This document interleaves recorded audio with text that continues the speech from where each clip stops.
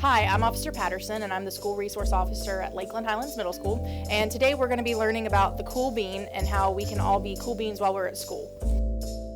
The Cool Bean was written by Jory and Pete Oswald. Watch out, here come the cool beans. The cool beans. Oh yeah, check out the way they move. Look at the way they swagger. Notice their sunglasses. Wow. The cool beans are known all over school, from house to house, across town, and beyond county lines. In the olden days, last year, we were all one big pot of beans. We were a mixed bag, but somehow it worked. Yep, those were the good old days. And then we stopped seeing each other as much. That's just how it goes sometimes. You spend less time together, even though you're not totally sure why. I watched as the beans I knew so well, the beans from my own pod, became the cool beans. Oh, they were so cool. One of them could play guitar. Very cool. One of them could draw the best superheroes. Cool. One of them could jump higher than any bean I'd ever known. Cool. Me? Well, mostly I stayed the same. Sure, I made some small changes. I wore sunglasses. I slicked my hair back. I strutted around. I swaggered. I was still picked last for everything. My clothes never seemed to fit, and I snorted when I laughed. I walked into stuff. I was an uncool bean for sure. I started thinking of myself as just a common bean with no special skills. I couldn't compete, so I didn't even try. I'd never be a cool bean. It seemed like there were two types of beans in the world. There were the cool beans and the beans like me. The days all blended together. I lived my life and things were just okay. I took tests and ate lunches and mostly kept to myself. The cool beans continued to be cool.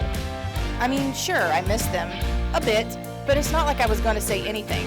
I felt like all that coolness had gotten in the way of our friendship. And that's how it went. Until one day. I was in the cafeteria. I dropped my lunch on my loafers, but then something sort of miraculous happened. Out of nowhere, one of the cool beans helped me clean it up. He didn't even say anything. He just gave me a nod, and that was it.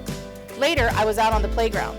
I tripped and scraped my knee and maybe cried a little bit, and everybody saw it. Another one of the cool beans came to my side, and without a word, he dusted me off. That afternoon, I was sitting in class. I wasn't really paying attention. I didn't notice, but our teacher had called on me. Everybody stared, and I sat there in silence. Nobody said anything.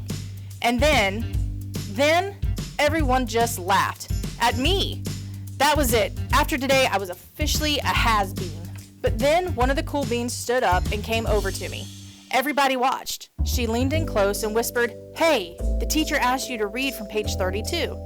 Then she gave me a quick wink and went back to her seat. It was a small gesture, sure, but it was also everything.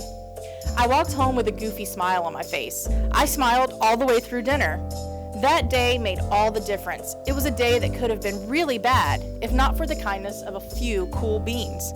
It gave me a shred of confidence. That shred of confidence has continued to grow. Somebody had my back, or a few somebodies. After that, I started hanging out with the cool beans again. How have you been, Bean? Get it? How have you been?